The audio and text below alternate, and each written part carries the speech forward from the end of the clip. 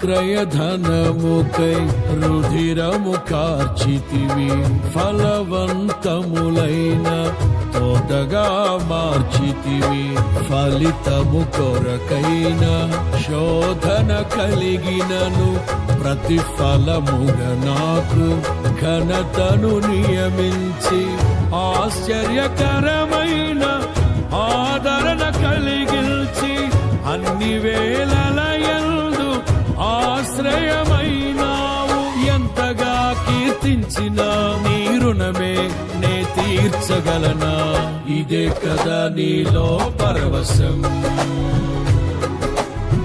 మరువలేని తీయని జ్ఞాపకం.